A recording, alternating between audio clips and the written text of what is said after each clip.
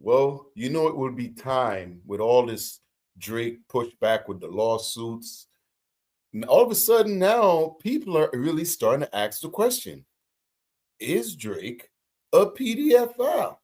And the more he pushes, the more he pokes, people are starting to ask the question. We got a video today by Rapperholics. I'm gonna try and remember to leave the link down in the description so y'all can check it out. But Xzibit, we got a video here with Xzibit. He's been asked a question. What's going on? Welcome back to Peapod Cove. I'm P. Appreciate you coming through. Like the comments. Appreciate everything y'all been sending. Any video y'all want to see me react to, leave them down in the comments. I try and get to them. Like what's going over here. Hit the like button. I appreciate it. Want to support the channel, hit the Cash App. Let's get to it. Ladies and gentlemen, ladies with gentle hands, old people with pension plans, those we about to get some crazy rhyming schemes too. He like to come down with some crazy rhyming schemes. So let's get it. you who graduated, have less exams, those of you who showed up to flex some bands, even the bitter and desperate mans. Lobries and Gentlegrams, in today's episode of Lobry in Gentleland, we're not talking about For All the Dogs, we're talking for all the defamation cases, and how Aubrey's Ops list has just added some new faces, because after the cutthroat Compton commander clobbered the Canadian on the Grammy and Super Bowl stages, everyone... Woo, he be on some shit. All the defamation cases, and how Aubrey's Ops list has just added some new faces, because after the cutthroat Compton commander clobbered the Canadian on the Grammy and Super Bowl stages, everyone in the world thinks the certified lover Compton commander. Oh shit. The Canadian on the Grammy and Super Bowl stages. Everyone in the world thinks the certified lover litigator likes them under the ages, and as the world sang the A... That certified litigator. Yo, he loved punching Drake. He loved punching Drake. The certified lover litigator likes them under the ages, and as the world sang the A minor line, the low-statured LA lineman led the world to believe that the champagne petition padre is a perpetual prom queen predator with kids up his sleeve. And now the dude with the... Oh, that's a triple. Oh my God. Oh my God. Wow. Padre is a perpetual prom queen predator with kids up his sleeve. And now the dude with the best verse on the song B Word Please, the Pimp My Ride legend, Mr. X to the Z, is asked if he truly thinks Drake is an FDP. So let's break it all down, but first drop a like and a subscribe for me. So the... Make sure y'all go over there, follow Rapperholics, like and subscribe. Hey, he brings in these rhyming schemes. They're funny as ever, and I love it. I'm here for it. The legend Xzibit made an appearance on the Club Random podcast with Bill Maher, and Bill asks the tough questions, asking Xzibit if there's any validity to the lines certified lover boy, certified, you know the rest. And Xzibit says he has no idea. Was he a certified lover boy, or was that grandfathered in? I have no idea about what he's doing with his boy. No, I don't sound right. But I don't know. So Bill goes on to emphasize, right, like... He said, oh... I don't know nothing about that. I don't know nothing about that. Wow. I don't sound right. But I don't know. So Bill goes on to emphasize, right, like there's nothing that's proved Drake has some weird case. And he wonders if this is just some big secret within the industry, which on a side note, it's disgusting that this could even be a standard where it wouldn't shock people in the industry that there's some big disgusting secret like this that's strictly kept in the industry and that person hasn't had their day in court yet. I never saw anything that proved he was a pedophile. There's been no court. There's been nobody brought any cases against him. Obviously, it's possible, especially in the music industry, but I guess it's possible for anybody. Maybe it's well known within the industry. But this is what's crazy, right? Like, and I know, I'm not sure if you're going to touch on this. I try to do a full, clean, blind reaction. But the only person keeping this alive is Drake. He's the only one. And we're at a point now where if he drops all this stuff, it goes away. Like every once in a while, you may catch a stray. But now people are actually starting to ask questions. And you're going to start getting answers of what people really think. So you're making it worse, my G. Bad. Like you're the one making it bad. It's possible for anybody. Maybe it's well known within the industry. But this is what's crazy, right? Like within hip hop, or like most of you guys, if you follow hip hop, if you've been keeping up with the beef, I don't think the biggest I got to drink my ginger tea. I've been under the weather. Focal point for hip-hop fans within this beef was the A minor line. Hip-hop wasn't as obsessed with it as corporate America. Don't get me wrong, it was by far the worst allegation made within the beef, possibly in hip-hop history. But you have to remember, this was something Drake said first on Taylor Made, right? He said, talk about young girls, that's a gift for me. Or this Epstein angle was the thing I expected. Drake tried to pull an 8 Mile because he knew there's been some sketchy instances of him interacting with the chords A minor. For the ones that don't know who an 8 Mile is, that was Eminem in the movie they called 8 Mile. The video of him on stage, Millie Bobby Brown, etc. Xzibit touches on that, so we're going to break that down shortly. But there's been no flat-out proof aside from these very weird interactions that Drake is a flat-out actual PDF. There's been no concrete proof of that. And because of that, I haven't really dived deep into that whole situation on this channel because that's like the most awful crime you could commit. I'd rather keep this focus on the music unless there was a... Yo, this interview right here that he did on LeBron's podcast or whatever, that jump, because a lot of it, when you go back and look at it, it's pretty cringe. He really looked up to LeBron like a big brother, like a father, big brother type thing. You could see the way he acted now, the way he went after LeBron when a lot of this stuff happened. You know, I sure LeBron got a lot of dirt on him too. I wonder if K-Dot fed him some stuff, or if he fed K-Dot some stuff. Maybe some of the stuff that come out, only LeBron knew about it. Who knows? It's all alleged, of course. All alleged. This is for entertainment purposes. When it comes to Peapod Code, disclaimer, it's all alleged, comedy purposes. Let's get it.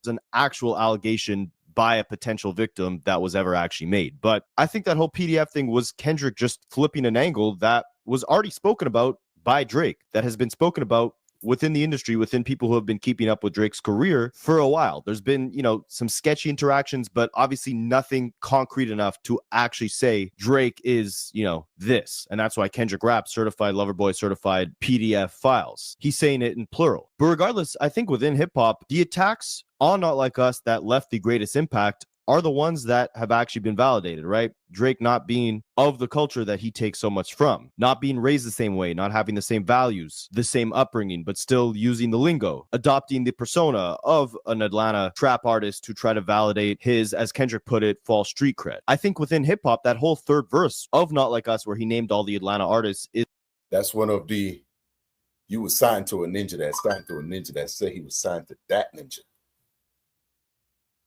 He was the second one.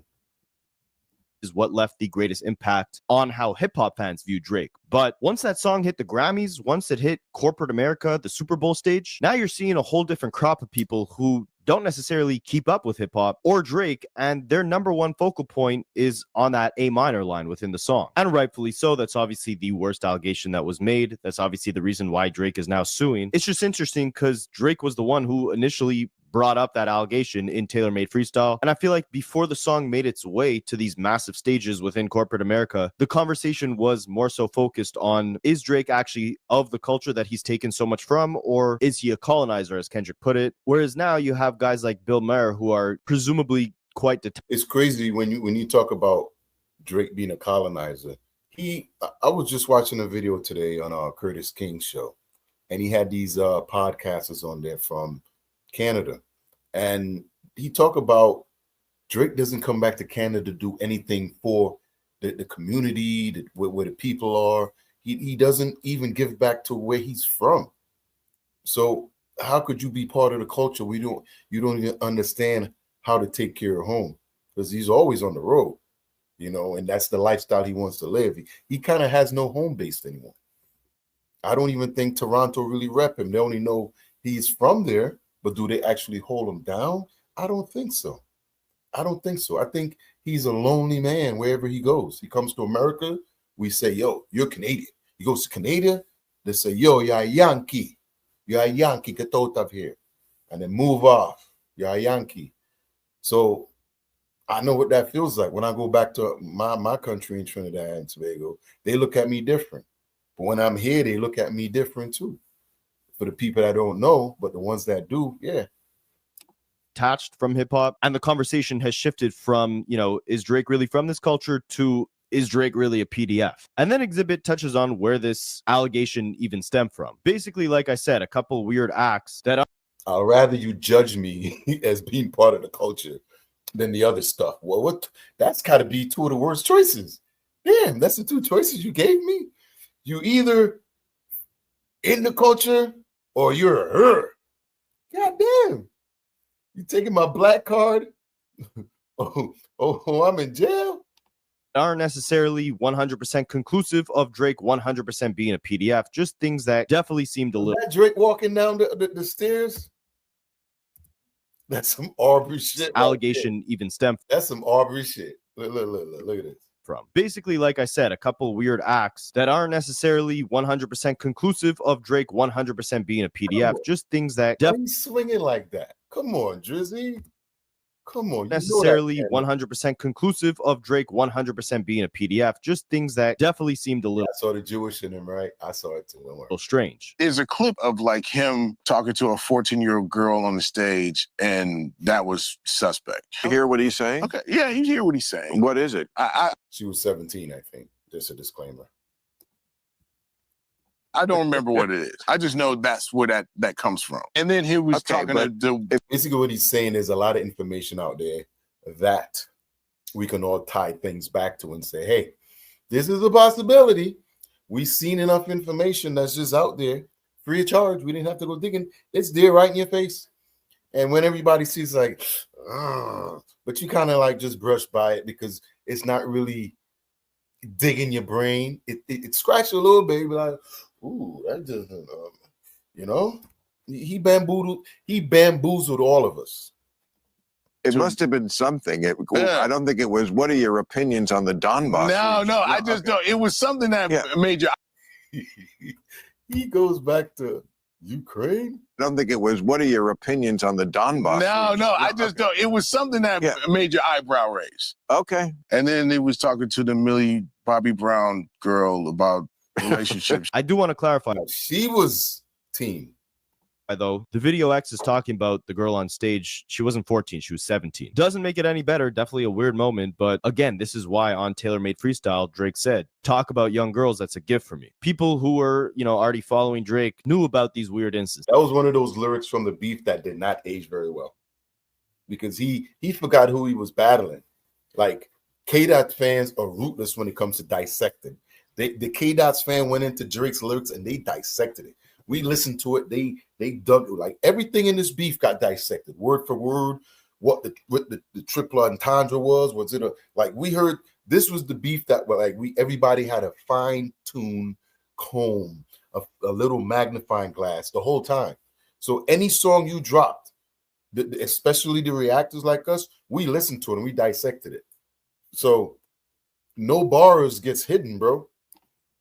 Really gross instances, but again, to answer, I guess, Bill's question to X, the reason why, Drake has never been arrested for being a PDF is not because there's some big industry secret, but instead it's because a lot of the women who Drake has had these strange interactions with have come out and said nothing further actually happened. So as far as we know, he waits till they turn 18.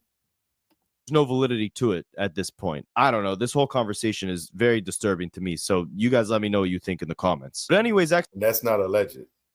This goes on to explain, where the conflict between Drake and Kendrick actually started and why it boiled over into this massive celebration of Kendrick and, as Kanye put it, this elimination of Drake. Why we've got to the point where you have people like Bill Maher asking if Drake is really a PDF is because this was an underdog situation. This big, massive corporate machine churning out hits left and right is now going up against this rapper from Compton who doesn't pop out very.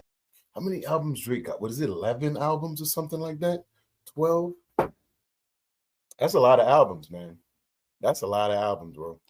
Very often doesn't speak in the media or social media, really just gets his message off through the music. And because of that, he's not as, omnipresent or as massive globally as a Drake is. So to see him do what he did and tear down this, massive machine that Drake is the reason why people have been celebrating the way that they have. And that's another thing why K-Dot hits so much better and hits harder is because he's not always in the media. He's not out here in our face all day. You run out of material. He takes it and put it in his art. If Drake was to turn his Instagram off, he will be so much more interesting when you see him. He'll be so much more interested. And I think for a rapper that's getting older in age, I think if he did that and his fans didn't see what he was doing all the time, they would be a little more curious. Like, okay, all the real MJ fans out there, we didn't really see MJ's personal life at all. And then we wouldn't see him sometime for 2-3 years in the public. And all of a sudden it pops up when an album comes out and everybody goes by. It's anything he puts out because we haven't seen him in so long. It's kind of the same thing Drake needs to do, and people have been telling him to. Dude, go away, let people miss you. They have. Hip-hop's reaction wasn't necessarily due to the PDF allegations. Again, the worst ones that were made throughout the entire battle, possibly in rap battle history, but the celebration stemmed from the fact that real artistry won. Hip-hop culture won. And people like to run with things, right? So really it started from, a feature, and we'll probably never know when Jab started or whatever, but it boiled over into this thing where it became this David and Goliath moment. And what you're seeing and why people are celebrating it so much is that this big, huge machine and this so-called rapper from Compton, that yes, he has success, but he's not as big as us. But hardly. Then X tries to explain why the beef blew up to the proportions that it did, possibly why you now have corporate America questioning whether or not Drake is a PDF. And Bill interrupts him to emphasize that it's because Kendrick just relentlessly kept releasing music and then kept performing it on these massive stages like the Pop Out or the Super Bowl. But it blew up and it turned into something that, Well, it blew up because he kept making records about it. And he would never stop singing it. And he sang it at the Super Bowl. And then Bill emphasizes that he didn't think Kendrick would go as far as to perform Not Like Us on the Super Bowl stage. And how could you not perform Not Like Us when it's the biggest song in history, pretty much? It got 5 Grammys. Not 1, 2, 3, but 4, 5. And because Kendrick wrote the song, he's the only one that got the 5th Grammy. The only one. That's the between Record of the Year and Album of the Year. Writer. If that was a Drake song, I'm sure there'll be at least 8 dudes up there that had insight to this song.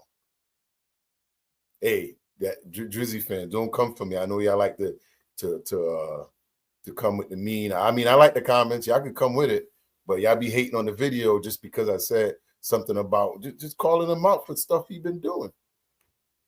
But hey, if he put all this stuff to rest, people will be asking these questions. And, whether or not that's overkill. I thought, well, he's definitely not going to sing it at the Super Bowl. He made his point. No, he did that. Oh, I understand. Yeah. But I thought he would say to himself, I've made my point. It's just gonna look like overkill. But no, it was like, let's have some overkill. Let me ask y'all a question. If Kendrick did not perform Not Like Us at the Super Bowl, would you guys have been disappointed? Leave me a comment down there. I'm gonna put it in the community tab too. I want to know.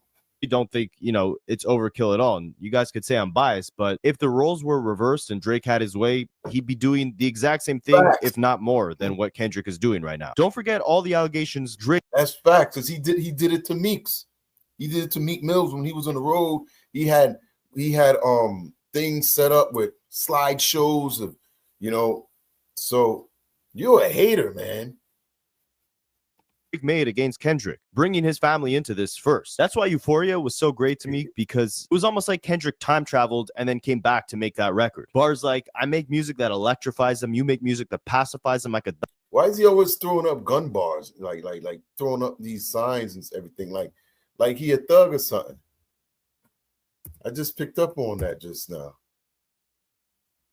This first. That's why Euphoria was so great to me, because it was almost like Kendrick time travel. I'll never forget. I don't mean to cut y'all off, but it was a couple of times when we were young, taking pictures and everything, and our moms and stuff saw them things trying to, man. After that, you may snuck and acting like you, but nah, you don't play around like that. Traveled and then came back to make that record. Bars like, I make music that electrifies them, you make music that pacifies them. I could double down on that line, but I'll spare you this time. That's random acts of kindness. Then he goes on to electrify the Super Bowl stage, and you have guys like Bill Maher talking about if Drake really pacifies them. If you guys don't know what a pacifier is used for, I'll let you do your own digging on that. Or bars like, if you're taking it there, I'm taking it further. That's something you don't want to do. It should have been, if you take it there, I'm taking it further. That's something you don't want to do. Because I'll perform lyrical murder while you'll jump out and sue. Drop a like for these bars. But yeah, man, Kendrick warned him Kendrick warned him of what would happen if he came out and spoke on the family. You want to press those red buttons, the red buttons will only get bigger. And there's no holding back once we agree that this is where we're going.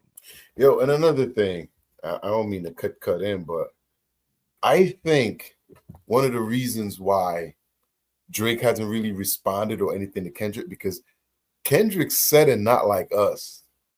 I can still go further.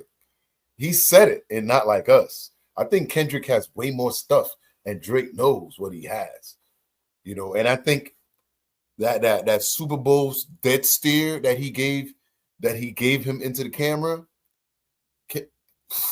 he's waiting. I think he's just waiting for Drake to make a misstep. He's waiting. That's why he's attacking everybody around K-Dot. But him. Everyone but him. And that's why Xzibit emphasizes, like, yeah, he's definitely performing that on that Super Bowl stage. And then X emphasizes this, right? Like, if this is a rap battle, all the cards are off the table. All bets are off. I could talk about whatever I want. And Drake has continuously had a problem with this. I would not want to be someone who, if I was innocent of this crime, because it's a pretty serious thing to level at somebody. You kind of have to really know for sure, don't you? No, are you kidding? This is a rap battle. Yes. This is not test. No. Are you kidding? Pick my ride, bitch. Know for sure, don't you? No, are you kidding? This is a rap battle. Yes. This is not testimony or deposition. I'm gonna talk about your mama. I'm gonna talk about you. And that's the one thing with these battles, man. Everybody coming up on the internet want to fact check. Like, no hip hop and battle is, it's got to be true. If this is true, the battle is over. If this is not true, you got to bring receipts. Daddy, I'm gonna talk about your children. I'm gonna talk about everything. I'm gonna talk about your grandma's wooden leg. I'm gonna talk about your missing teeth. Anything's on the table if you go dirty. Anything. Right. It's all game. This isn't the first time that, you know, Drake has cried after he felt like a line was crossed, but it always derives from Drake mentioning his opponent's fiance or family member. And in such a similar, like, non-creative, poor double entendre type of way, too. On Duppy Freestyle, he said, I'm gonna let it ring on you like Virginia Williams, referencing Pusha T's wife, Virginia Williams. Then he complained that Pusha went too far, talking about Drake's producer, 40, being ill. And I get it, it's insulting, but it's a rap battle. You know, Drake has emphasized or stated, I don't want to say emphasized because I don't think it's true, but he said he studied rap battles. He should have known then that anything goes. And he made the same mistake this time on push-ups. He claimed he studies rap battles. If that's what you claim, how come you don't know it's coming? Like, what did you study? What did you study? Because you didn't get it. Quite obviously, he didn't get it. Rap battles. He should have known then that anything goes. And he made the same mistake this time on push-ups, his first diss track saying, I be with some bodyguards like Whitney. Whitney being the name of Kendrick's fiance. And then Kendrick said, you take it there, I'm taking it further. That's something you don't want to do. Then Drake drops Family Matters, makes these horrible allegations of Kendrick abusing his partner, infidelity, her cheating on Kendrick with Kendrick's manager, having a kid with Kendrick's manager that Kendrick is now raising. And I can't emphasize enough, if Drake had it his way, he'd be performing that song on the Super Bowl stage. And again, he was the one who brought up, talk about young girls, that's a gift for me. You told him to talk about it. It's a rap battle. All bets are. And that's the one part right there a lot of people are ignoring, a lot of fans are ignoring. And even these court documents. I mean, I'm sure all this stuff is just ridiculous. For sure. Off. You take it there, I'm taking it further. I'm taking it the furthest it can go. The biggest stage in America. And then X goes on to say, you know, again, obviously, if Drake was proven to be an actual PDF, there would probably be no rap battle taking place, right? No one would be interacting with him. But in a competition like this, you're going to throw out the worst insults you can. And in X's opinion, you keep it strictly in the music, in the spirit of the battle. Don't go out suing. Don't go out crying because he performed the song. You agree to these terms. Is anybody out there agree with him suing UMG over defamation? If you think he should sue, leave me a comment down below. We're pretty savvy enough to say, like, if there was something weird going on, then there would definitely be people that would come forward and testify and do that, and then people will be charged for that. But when you're playing the dozens, yeah, and I give you one that hurts your feelings, right? You know, don't be the guy who wants to fight because I got a good joke. You understand? You know what I'm saying? And when we were kids growing up, and we used to call it ranking where I'm at in Connecticut, and you ranking. So you, or some people in New York, I think, was snapping, but you go at each other and you basically try to make the other one feel bad. You defaming them and everybody around, ooh, and you just basically making things up as you go, ranking on it. But a lot of those ended in fights. A lot of those ended in fights because somebody got their feelings hurt, ended in fights, and it could be bad. And this is the same thing. The only thing that's like a little crazy to me is like to downplay the severity of being a PDF file to simply being a joke. It's a very strange line, right? Because yes, the joke is in, you know, the plays on words, certified lover boy, certified PDF, or trying to strike a chord and it's A minor. Kendrick obviously did it in a very creative, playful way. Just an insane, disgusting, probably the worst allegation you could throw at someone. So to downplay it as a joke, I don't know. You guys let me know how you feel on that in the comments. But X then clarifies, like in a rap battle, you know, the whole point is one-upping your opponent, whether it's in, you know, how calculated your moves are. Exactly. That's the whole point. You talk some stuff about me, and then I'm going to rebunk that and talk some more stuff about you. How creative the diss track is, or how brutal the insults within it actually end up being. And when you talk about how creative the tracks is, excuse me, that was one thing throughout the beef where a lot of Drake fans failed to ignore. Kendrick gave you 4 totally different songs, different cadences, different flows, different schemes, all different types of music, where Drake just gave us the pacifier stuff. And there was no plan. There was you could see that he hasn't grown, you know. That's what X chalks it up as, right? Whether all these A minor bars were jokes or not, Drake had the option of bowing out or not even participating in this to begin with. Like that came out, it was a warning shot. He could have never responded to it. He decided to go the route of mentioning Kendrick's family. Kendrick then warned him again, don't take it further. Drake did, and now we get to where we are today. That's quite a joke. Right, wow. right. It's Hey, but I mean, it's. I mean, he warned him in Euphoria and 616. That's right. 616 was a kind of a warning shot. And once he dropped that Family Matters, whoo-hoo! I think you know, when you're in a rap battle, the option is to, you know, either bow out gracefully or to come back with something harder. And then Bill rebuttals that by saying, or you don't keep it in rap and you go ahead and sue. so you're saying we're not for the suit? No, there's no suing in Well, Drake sued his own record company. Yeah, I understand. But he's basically saying that the same thing that you're doing for him, you used to do for me, and I'm blowing the whistle now. I see. You're boosting this and boosting that. Well, I mean, that's not true. Like, the world loves that song. And I mean, that's all alleged too. I believe the world loved the song. You could see from the Super Bowl, if you look at the people that watched the Super Bowl, and when the halftime came, that number jumped massively from it was like 124 million to 133 million for just the Super Bowl, and then it went back down, which shows that they all tuned in to watch Doc. I think X summed this up pretty accurately, right? Drake's whole lawsuit is about how UMG is applying these bots, payola, etc., to artificially boost the success of Not Like Us on the streaming platforms and radio. And Drake can say this because he has firsthand perspective of them playing that same game with him. Back in 2018, when his album Scorpion was released, it was plastered onto so many different playlists on Spotify that it had no business being on. Stuff like jazz playlists, gospel playlists. Yo, I remember this, man. I remember I opened my Spotify and it was, you couldn't tell who was what. You had to actually go read the name to see what playlist you were looking for. Everything was Drake, pictures of Drake. I remember that. This Drake was everywhere the week of that release. So much so to the point where Nicki Minaj, his former label mate on Young Money, called out Spotify for not promoting her album. And this is big right here, because when this occurred, Nicki and Drake wasn't as cool as they are now. And these people saw what Spotify and them was doing to help him. And I wouldn't say Spotify, but UMG, they showed up the push, because a lot of records, they have to get pushed by money. A label have to push them. When you're independent, you hope that the records stay alive because of the popularity, but a lot of times repetitive, like some people sometimes don't always like a song the first time they hear it. That's just how it is. But if you hear it 2 or 3 times, it becomes a hit and they start liking it. That's how it is. So he needs that to push album nearly as much as they were with Drake.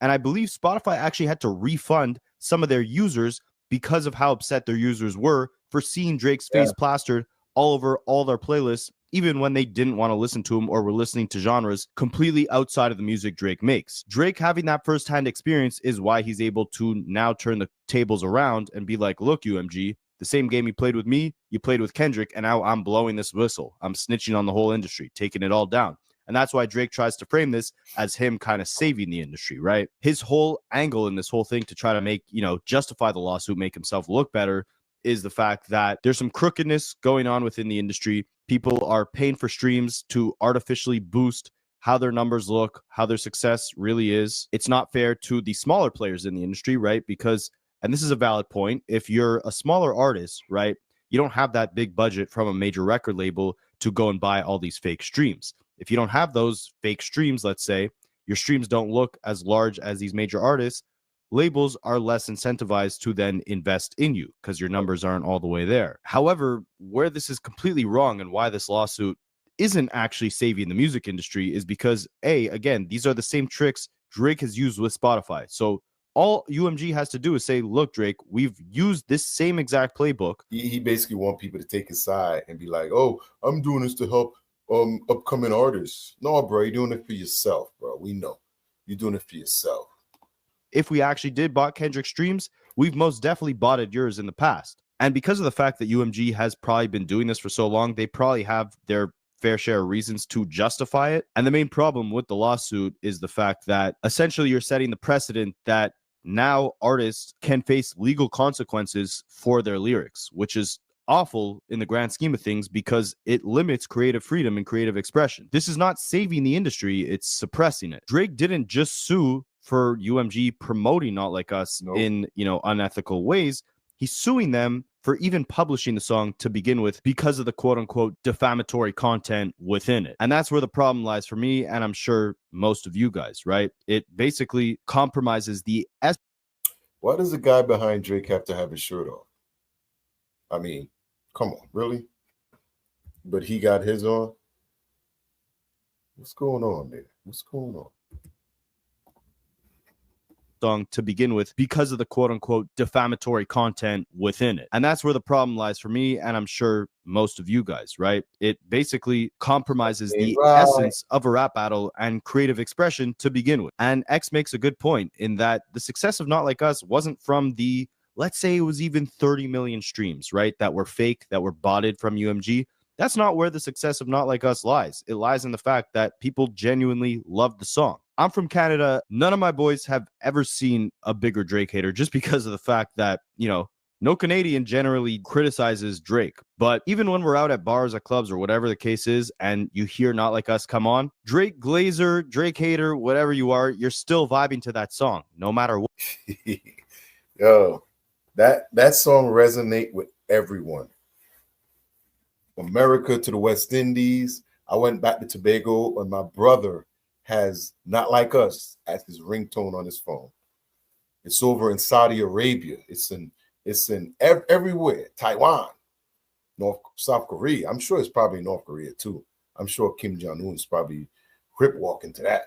But yeah, it's everywhere, bro. Everywhere. What? He's got streamers in this lawsuit saying that, they took off the copyright claims and that's why all these streamers were reacting positively to it. All UMG will have to do is play the footage of the Super Bowl where the entire crowd was singing A minor. Like, if that's not enough to show that there's authentically genuine people who love this song, then I don't know what is, because the bots couldn't control that crowd sound. And X spoke on this whole battle a couple months back on his Drink Champs interview as well, again attributing the success that Kendrick had from this battle to the fact that he was really kind of the underdog in this situation and was highly overlooked by Drake. I think Kendrick Lamar is a very special individual. Right. I think he is a deep thinker. I think he is a big part of what is unifying and energizing the West Coast right now. And I think he was severely underestimated. If you guys don't remember, I did a reaction to that. That was when he was on Drink Champs. Y'all could check that out. That's also on the channel. But yeah, he had a pretty good different perspective on that channel. This was right after, that was one of the first interviews he did right after the battle on Drink Champs. Check that out. before Kendrick dropped Euphoria, academics had him on this time clock. He was tweeting out every single day that Kendrick Lamar stayed silent. Man, academics was going crazy, yo. Every day, day 11, Kendrick Lamar.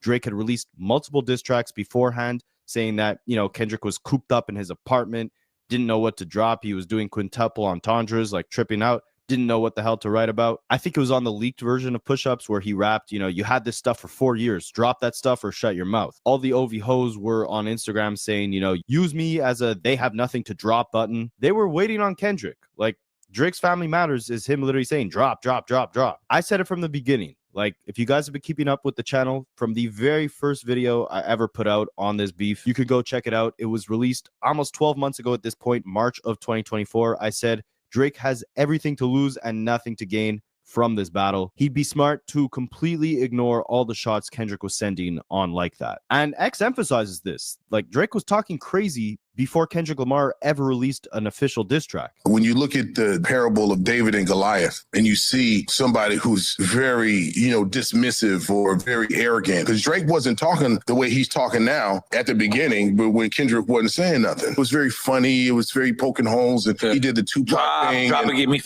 That's when he got humbled, boy. Yeah, he was poking the bear, poking. The bear woke up. And you know what happened when the bear wake up midwinter and he ain't got no food in his stomach because all of a sudden now that stuff you're supposed to hibernate with, and he gonna take it out on you, brother. And that's what happened. The boogeyman, the bear you poked, Kung Fu Kenny. Yeah, doing the Tupac AI thing. And it was kind of Drake's own moves that They ain't like that on the West. They did not like that on the West. crippled him. The whole Tupac AI freestyle that he did, not only did he give Kendrick ammo in that song by rapping, talk about young girls, that's a gift for me, but just the fact that he disrespected a legend. Now, I wasn't totally against the AI. I thought it was a good strategy. It's just that when you have somebody, because Pac flipped it on him, but I thought it was a good strategy because think about this. At the time, we did not know if K-Dot was even going to respond. But once he dropped this, I was like, this is the perfect bait to get Kendrick out of here. But what we didn't know, Kendrick, he seemed like he was sitting on this for a minute. Where he just woke up one day and he goes, "Hey, Whitney, this is what I'm about to do." Yeah, but I thought the tailor-made was creative. I wasn't totally against it. It's just that it did get a lot of backlash. It got taken down. But I thought, you know what? If Drake could get dragged like he is now with the PDF stuff, you know what? I thought that tailor-made was art. Why was it not art? The only thing that it kind of being an oxymoron to Drake is he's kind of doing it against the music industry because the music industry, or artists, I should say, should be against AI. You don't want AI out there. Why would you put AI out? That's taking money out of your pocket. So why would he do that? It was kind of like a slap in the face to the other artists. I don't know. Drake doing Aubrey stuff. Aubrey running Drake. He gets it messed up sometime. But let's get back to this. Who had given so much to the game and used his vocals while he was already gone. That was enough to unify the West Coast in general and to put the battery in Kendrick's back to really emphasize that, Drake is not like them. You talk about feeling disrespect. I mean, the whole coast, we love Tupac. Right. You know what I'm saying? The world loved Tupac. Kendrick's line was, you think the coast is going to let you disrespect Pac? Think that Oakland show might be your last stop. You telling me that that's how people really took it? Like, yeah. I watched a video today. It was with Curtis King, and he had some Australian podcasters on there.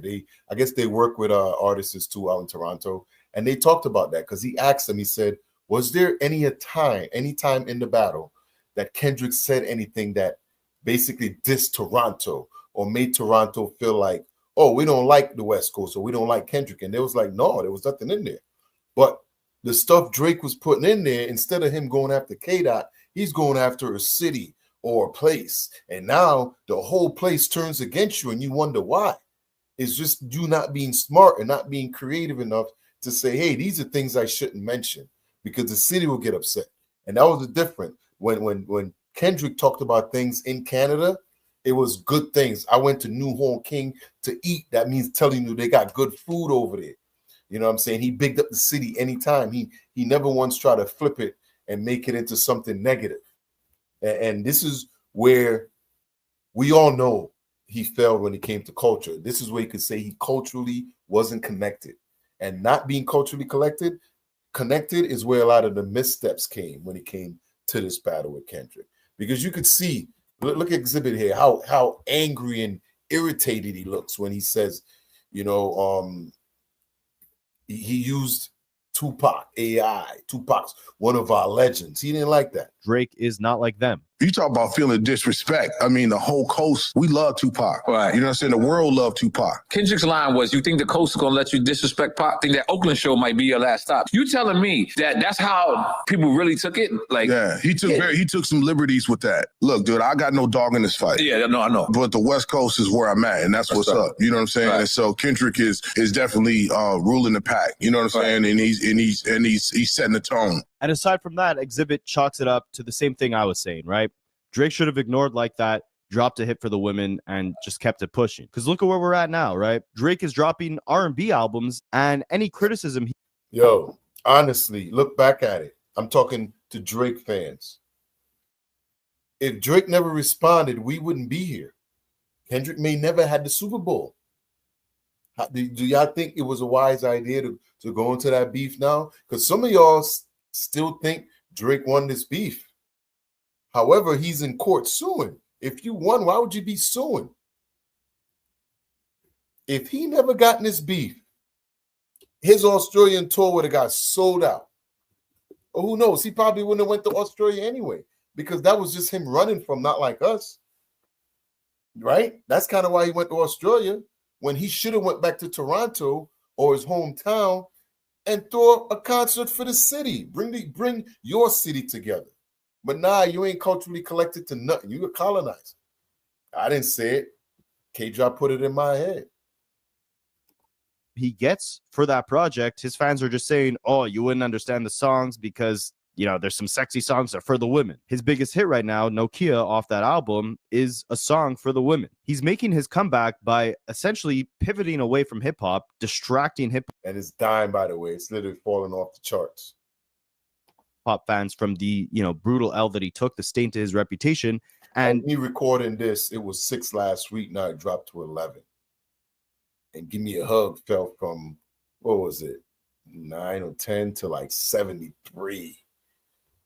Channeling and tapping into the audience that, you know, doesn't really keep up with rap battles. He's going back to, you know, his pop fan base, catering to them because he knows that's where he'll catch his hits. That's where he can slowly rebuild.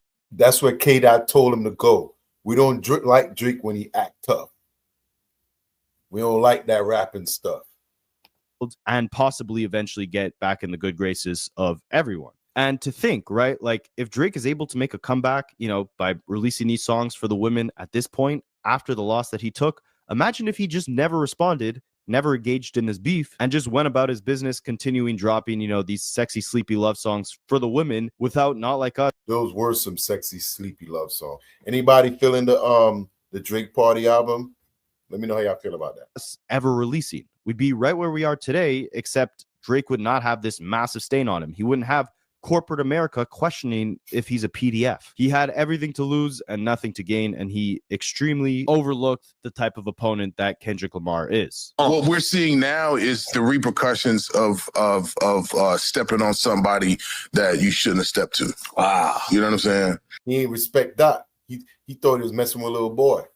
He ain't respect Dot. You know, honestly, I don't think not that he didn't respect Dot. I just thought that he never thought Kendrick could have responded in an actual battle because they were picking at each other so long, where it was like he came out, threw some shots, and he was gonna go back inside and came out. But no, he came outside too. And I think that's what got Drake. I don't think because if he had really sat down and planned to fight K-Dot, his deliveries and everything he did would have been a little different. But I think he just went out and just and then went back to his corner because he didn't think Kendrick was going to even lift his head up to punch back. Oh boy, was he wrong. Like they're not even in the same class. You know, in my opinion, Drake should have just put out a massive hit for the women and went on about his business. And we got a couple other interesting. And you know what's crazy? Drake says in the was it the Hard Part 6? Can't you just open his mouth? No, in Family Matters. Can't you just open his mouth? Somebody having a Grammy right now.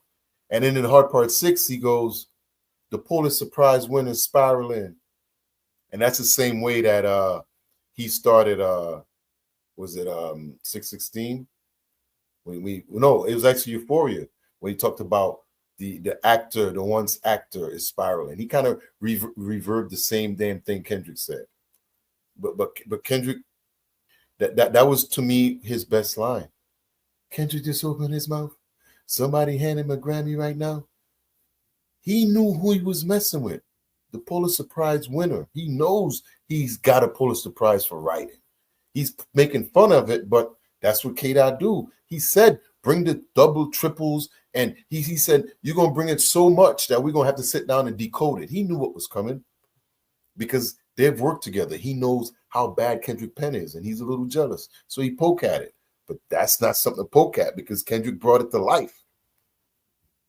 Interesting things to touch on because, again, right, a big part of Drake's lawsuit. I want to, where is it? Damn. Let me go back.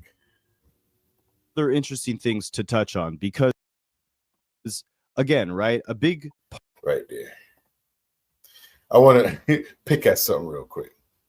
Is it the braids? Look how neat that is, right?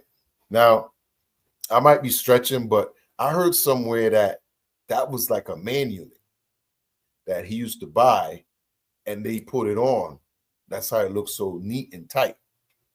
I could be reaching, but let me know it out in the comments if I'm wrong. Let me know it out in the comments if I'm wrong.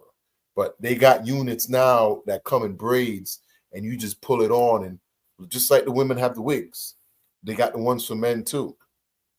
Part of Drake's lawsuit is the fact that we definitely know Drake Cole ain't wearing no man unit, but you never know. It's Hollywood. They all out there.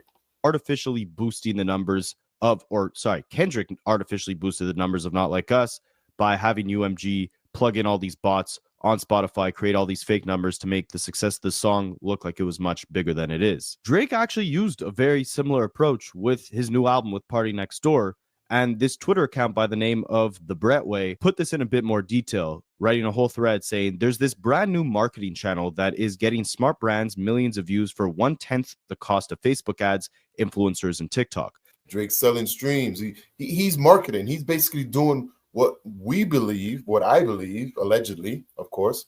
These are things UNG do in the background. You know, they'll get your stuff out to different artists, different content creators like me, TikTokers, and make shorts and dance to it and do different types of create different dances to push these songs, you know. And I believe those are things that UMG has been doing on the back end, but he knows about it. He's somewhat involved where he knows what they're doing. The new marketing system is called Content Rewards, and it's being used by Drake, Sketch, and many more brands. Content Rewards are very simple. You tell your fans what you want them to post, and you pay them $1 for every 1,000 views that they get. Content rewards are special because you get hundreds of unique pieces of content for your brand without creating, editing, or posting any content yourself. Now, I lead marketing at a company called WAP, and we recently started doing this with Party Next Door's team to promote his new album with Drake. To do this, we use the Content Rewards app on WAP. We set a total budget of $25,000 and wanted to pay his fans 70 cents for every 1,000 views they got. Within the first 10 days, we got 53 million views for under $13,000. We did this without creating, editing, or posting any content ourselves. This is single-handedly the most effective and most affordable way to market music. Essentially, this company... Hey, he was known as a stream king. You know what I mean? You got to remember, he came in, right? He was one of those artists that took over streaming because he understood the how streams work and how to manipulate that stuff. Teamed up with Party Next Door to pay fans to make content where they're singing and dancing to the... No, like I said, I just know it was something that... Damn, there you go. It was right before that. Affordable way to market music. Essentially, this company teamed up with Party Next Door to pay fans to make content. I was trying to get a pause on his braids there, but you see those braids. I used to have braids, and for some reason, his always look so perfect. But it's not the tight braids; it's the wide one, which always get puffy. You know what I'm saying? And yeah, I know you could put stuff in there to hold it down, but I used to have braids, and even if it one was tight, smaller, it still fizzles out a lot. Every time you see his, it looked too goddamn perfect. You know what it remind me of? The Steve Harvey show, when he had that perfect high top fade, the perfect all the goddamn time. And then you find out now it's a man unit. Where they're watching you, Drizzy. I'm watching you for real. Singing and dancing to the music. Drake, in his lawsuit with UMG, is accusing them of removing the copyright restrictions on Not Like Us so that creators were incentivized to react to it and react positively to it. What that means is if there's no copyright, all the creators' reactions to the songs, if the songs are played in full on those reactions, the reactors get all the profits off of their reaction videos because the record label has no copyright on it. They're not actually taking the profits. It's all for the reactors. Drake is suing Universal Music Group for allowing this to happen, for allowing reactors to profit off of their reactions to Not Like Us. Meanwhile, he's now teaming up with marketing agencies that are paying his fans to react to his own music. So think about the hypocrisy there, right? It's not He's pretty much doing what he's claiming UMG was doing for K-Dot. Okay for UMG to say, you know what, we're not going to pay you to react to Kendrick's song, but instead we're not going to take any of the profits if you did react to the song. You guys can eat off that. And that was only, again, for like the first week of Not Like Us's release. After that, the copyright was reinstated. They no longer could profit. Drake is saying that's not okay, but it is okay to actually hand fans money for the reactions they do of my music. If you guys can't see how that's hypocritical, I don't know what to tell you. I'm not saying it's bad. By all means, it's great. You know, content creators should be rewarded for, you know, reacting, analyzing, deciphering the music that they love. I think that's a great thing. I think this is a really innovative initiative. But how is one thing, you know, worthy of a lawsuit while the other thing is completely acceptable and incentivized? It doesn't make any sense. On to some other, you know, interesting things going on in this whole, I can't even call it a battle anymore, this whole interesting era of Drake. So remember, he released this new album that he's now paying. Interesting era of Drake. That's got to be right, because he's doing things that we've never saw anyone do before, especially in hip hop, right?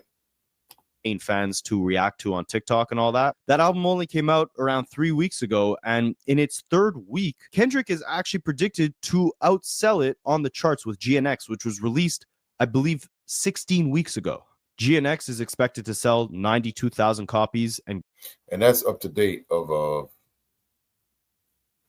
March 6th. This is up to date. GNX is going back to #1. And that album's been out since November of last year, of 16 weeks, 15, 16 weeks now, 17 weeks. That is crazy, right? And what that does, it shows you the replay value, that the album is getting replayed. Now, a lot of people are going to say, yeah, this is a Super Bowl bump. Yeah, it was. But you know what happened?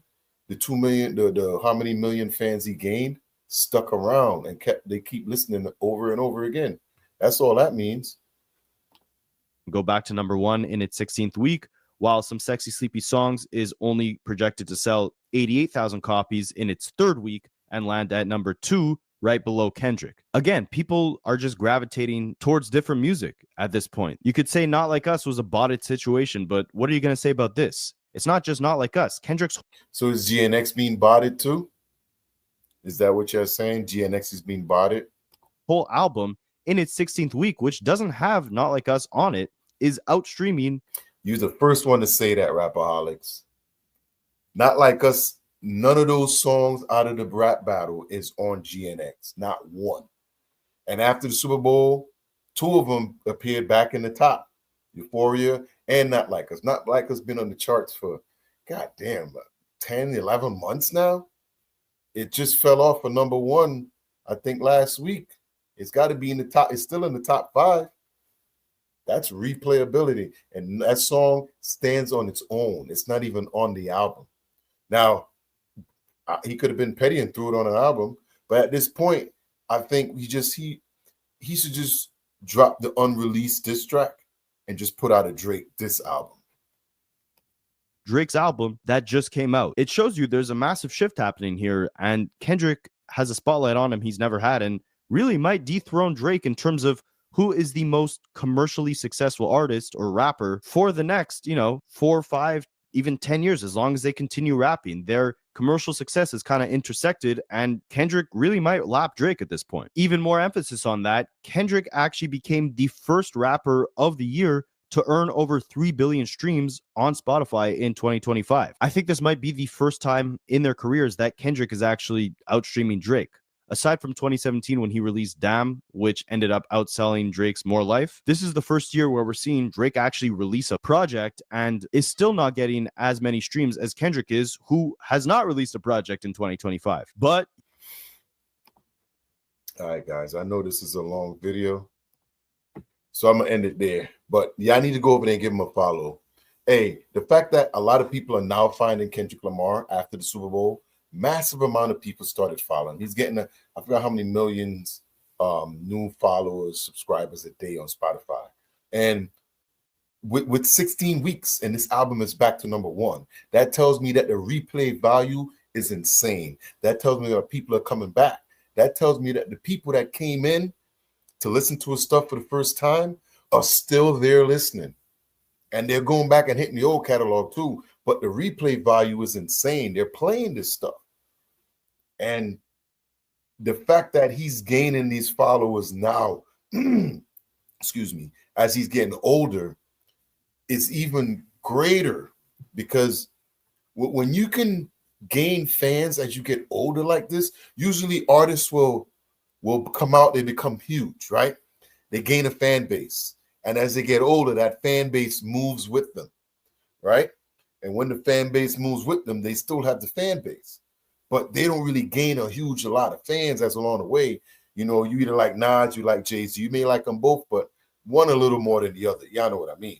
But for Kendrick to be 37 and gaining people from age 20 all the way to 60, 70 years old, he's hitting every genre just because of the quality of music he's putting out in the past. Just because he's grown and he made sure he crafted what he wanted to put out before he put it out. He just didn't put out a mediocre album and say, I have 2 albums out this year. No, he took his time and he gave you Grammys. He's got 22 Grammys now. He's a Pulitzer Prize winner. He's got a movie coming out this summer. He's going on tour. He is going to be the biggest artist, and he's going to surpass Drake. And once Drake loses the streaming ability, what does he have? He has nothing else. But I want to hear y'all comments. I know this is a longer video. I'm sorry. Y'all go check out Rapperholics. This was a longer video, but he do his thing over there. Want to help support the channel, hit the Cash App, hit the like button, share the video. Right here by Elmo, I'm going to have another video for you. Peapod Cove, I'll see y'all on the next one.